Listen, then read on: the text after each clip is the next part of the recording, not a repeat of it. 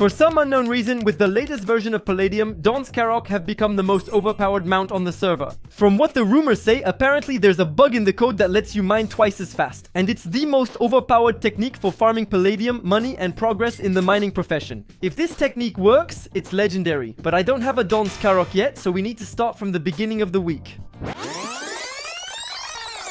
Last week when I logged into Paladium, I got this surprise. Congratulations, you've ranked up to Diamond Division. That means that Fusion Faction has reached the hardest rank to achieve in Paladium. That's pretty positive because on our list of goals, we want to be #1 among all factions and we're getting closer little by little. For that, we literally took part in all the events, the egg hunts, the totems. Anyway, I'll spare you all those PvP moments that I obviously didn't take part in. And the good news in all this is that when you're ranked in the Diamond Division, at the end of each week, several 100 million shop points are distributed among all the factions. That's why if I go to the market, look, I end up with 55,000 shop points. Well, obviously, I'm not going to keep them. The idea is to share the shop points among the most active members of the faction. To know how many shop points we're going to give to whom, Pilot developed this little panel that gives information about which players have been the most active this week. Honestly, it's really cool. We can see that last week the player who attended the most events was Nyx. So now if I have to distribute 55,000 shop points, Nyx will get 4,000, Zinzin will get 4,600 as well, and so on and so forth.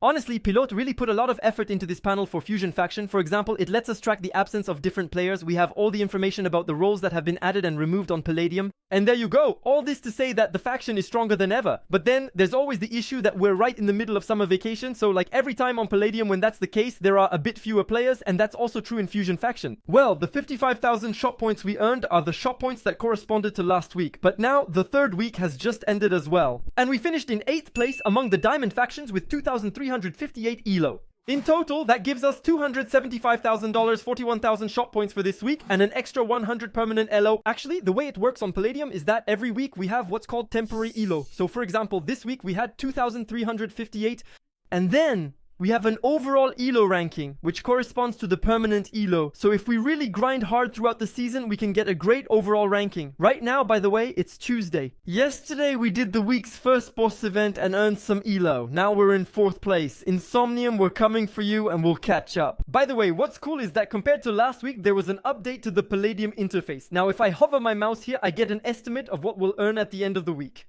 Here, for example, it's $672,000 and 85,000 shop points. Honestly, that would be really awesome, but 4th place is not guaranteed at all. Fuse, in the last season of Paladium, I built the same base as you. The problem is, once the server crashed and my lucky drawers disappeared, I advise you to be careful. It almost sounds like a mafia threat. I advise you to be careful, Fuse. For those who didn't follow, in the last episode, we built a base where we stored all the stuff inside lucky drawers. It's a bit more complicated to access, but in theory, the base is undetectable. Look, 0 on the on-claim finder. Now, it's been a little over a week since the drawers have been here, and if we look, in the meantime, the server has indeed had some restarts. I'm wondering, if I break one of the lucky drawers, will I get back the item I put in? That's perfect. Well, as far as I know, the server hasn't crashed, but there's another experiment I want to try. When I break a lucky drawer, normally I get back the item that's inside.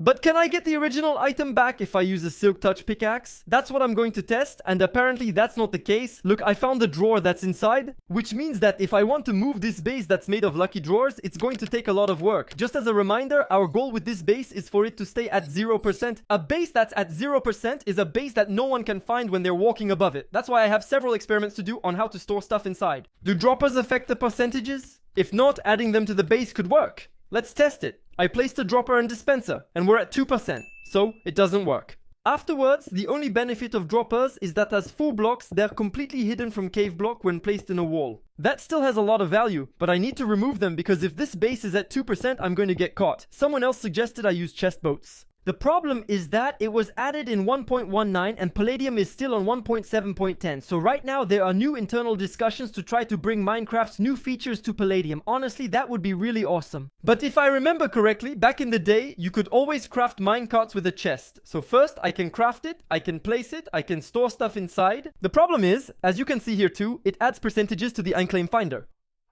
Maybe with a furnace minecart. So first, the good news is that it doesn't add any percentages, but on the other hand, I can't open its inventory. Honestly, that's a shame. It would have been really great. There's one last type of minecart that exists, it's the hopper minecarts. And this time I can open them and store stuff inside. But unfortunately, there's no free lunch, it also adds percentages here. Well, it's not a big deal. There's one last strategy that's incredibly simple. Let's imagine I have a huge stock of Palladium blocks. Well, I just have to place them in my base. That allows me to store large amounts of valuables, and it doesn't add any percentage at all. Firose's technique to avoid adding percentages but still be in a good position.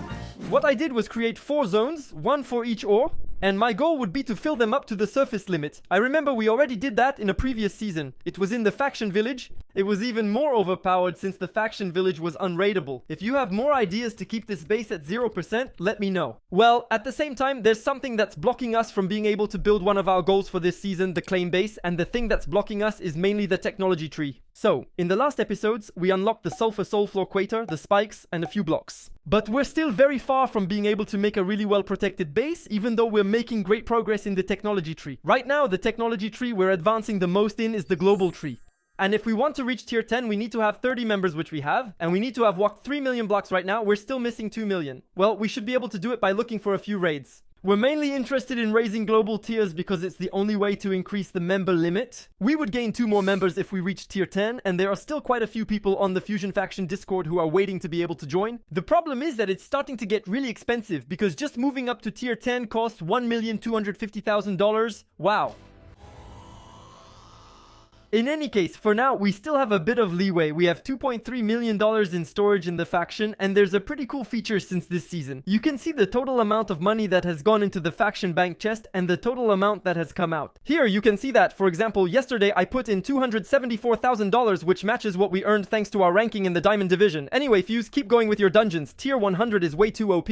So, I'm not really sure what he means by tier 100 being too OP. I also saw some comments from people saying that the dungeons are getting a bit annoying for them. I don't really know what to think about it. Should I show you the dungeons or should I not? Knowing that normally dungeons are the only way to get ancient gear, so it would be a shame to miss out on them. In any case, I spend a bit of time off camera making progress, and we've reached tier 19 out of 100 tiers, just as a reminder. In any case, there's a goal I've set for myself regarding the dungeons, and that's to get all the spells. In the first episode of Paladium, we got this spell, the common dash spell. And look, right here, I found 22 scrolls that weren't too expensive to buy at the market. So it's still $6,500 each, but in the batch, I do have some rare and epic scrolls, and if I use them, it creates this little animation.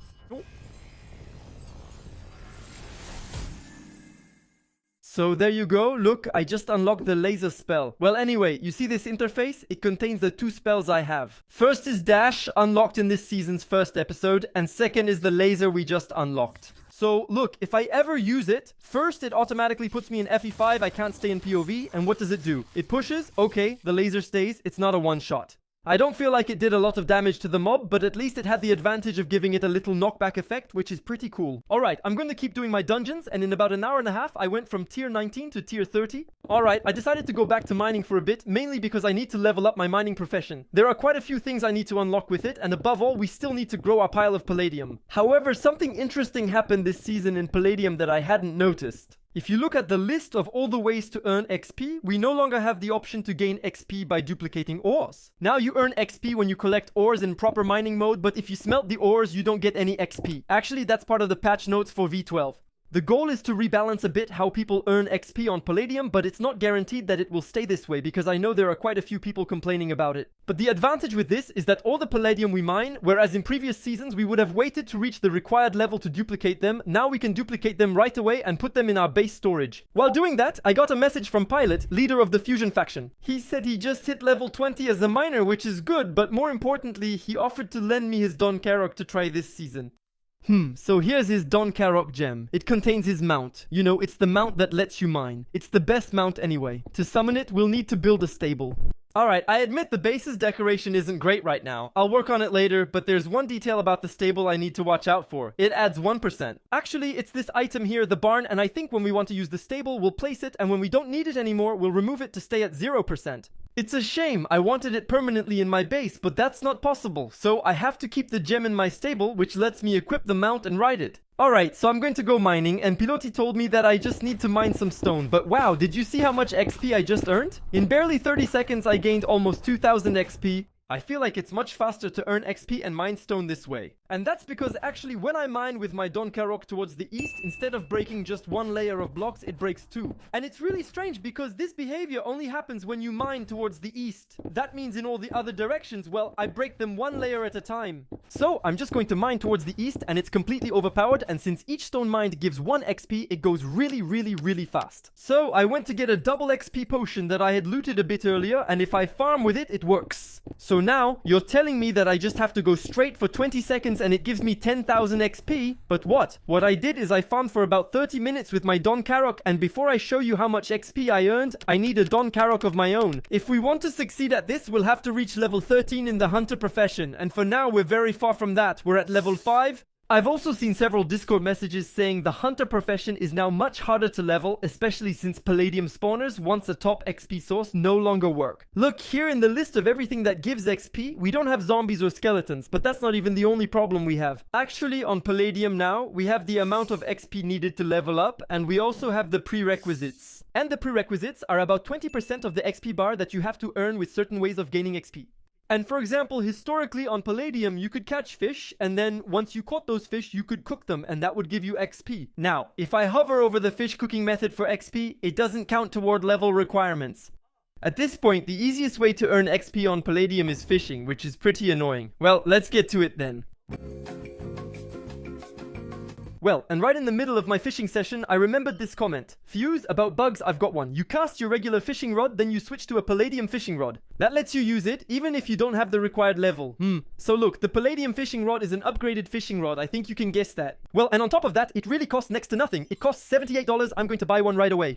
And if I understood correctly, I can cast my hook with a normal fishing rod, and without doing anything else, I switch to a Paladium fishing rod, and look, the first fish I catch is boosted. Basically, if I manage to press space in the purple zone, I get 5 times more fish. But wait, actually I can already use the Paladium fishing rod. I'm dumb. It unlocks at level 4 and I'm level 5. So I don't know, I'm going to count this on our list as only half a bug because I have no way to test it. Although, well, you know what? Okay, so I tested it with a second account that's not level 4 at all, and it works. 6, 7, 8, 9, 10, 11, 12, 13. Yeah, sorry. That's it, we're level 13, and a good part of my vacation week went into this, but fortunately I found a technique. So just so you know, to reach level 13, I would have needed 168,000 fish. So, don't worry, I didn't wipe out the salmon population. You don't have to worry, you'll still have your sushi. What I did was buy a lot of XP flasks, and I just did the prerequisites with fishing. One of the cool things about fishing is that there's a tiny chance of catching extremely rare fish. For example, I got 4 whales, which is huge. They give 10,000 XP each, and 2 krakens that give 15,000. I can tell you, that's pretty awesome. It would be great if these items had a use in Paladium. Share suggestions in the comments, and I'll forward them to the dev team. But now that I'm level 13, I can finally craft myself a capture sword, and with that, I'll be able to get my own Don Caroc. But before I go looking for it, our base is ugly. Here's proof. This is what a professional builder says. This season, I want to try many experiments, so I'll redecorate it in a lab style. Here's what I did. The idea is to go with a design that looks a bit like a laboratory, and since we're going to try to stay at 0%, the base shouldn't get raided. As we do more experiments this season, we'll add more and more rooms. Anyway, this is my to-do list for today, and the next thing on it is to go get a Don Caroc. What we need to do to be able to adopt one is capture it with the capture sword we just crafted and store it in a capture stone. The small problem is that the capture stone is level 14 and I can't stand the sight of fish anymore, so I bought one. I'm sorry, I'm weak, and I'm going to look for a Don Caroc in the farmland. There are Ravis rock, there are Tesda rock. I struggled a bit, but I finally found my Don Caroc. I just have to kill it with my capture sword, and my capture stone turns into a Don Caroc gem. Except that right now, our Don Caroc is wild. To fix that, I have to put it in the stable we built a little earlier, and that's it. Look, we have our Don Caroc, which we can rename Duga Rock, because that's obviously the best name. Sorry, Didier Rock, you've been replaced in my heart, but not on the shop thread. Links in the description. It's been a while, huh? And from now on, I'll be able to give his Don Caroc back to Pilot and go mining with mine all by myself like a grown-up. And so you can realize how powerful this thing is, I need to show you the amount of ore we got during the 30 minutes of mining I showed you earlier. Tada! 548 amethyst, 400 titanium, 320 palladium, and 120 iron. It's still crazy that iron is rarer than palladium. Anyway, that allowed me to reach level 7 in the miner profession, and that's just insane. Thanks to that, I'll be able to duplicate my palladium. And we're going to add that to our base. Nice. And above all, now that I have my Don Caroc, I'll be able to start a real mining session with him. Before I go for a really long time with my Don Caroc, there's something I want to try. So here, you can see that every time I break blocks, I earn a little bit of XP. But can I put this XP into XP bottles, knowing that a vial of 1000 miner XP sells for $180? To do that, I need to use a helmet with the Experience Butler enchantment, equip it, and put empty bottles in my inventory. And it works! Okay, perfect. Look, now I have XP inside my bottle. Well, I'm going to be able to grind like crazy, huh? In seconds, I can nearly fill a stack of XP bottles, which is surprisingly nearly $12,000. Also, when I hit level 8, mining Palladium ore will give me 255 XP each, making it even more overpowered. Before mining, I want to buy double XP potions from the market. They cost $40,000 for 4 hours, which is huge, so I'll go without them for now. My goal is just to reach level 8, that's it. And now that it's done, I'm just going to equip my helmet and try to fill as many bottles as possible. It took me 30 minutes and I ended up with 6 stacks of bottles with 1000 XP each. It's just huge, because if I sell that, it gets me almost $70,000, but as you can see, I already have $30,000 in my market. That's because when I reached level 8, I also unlocked the dollar stone. And so that means that every cobblestone I mine is automatically sold on the market. And since each cobble sells for 20 cents, it's super fast. Anyway, I'm going to put everything up for sale. And while I was at it, I also set up a little lucky draw to farm even more money. Okay, at this point, everything is sold, and with that, I'll be able to buy myself a double XP potion. I'll drink it, and then it's time for 4 hours of intense mining.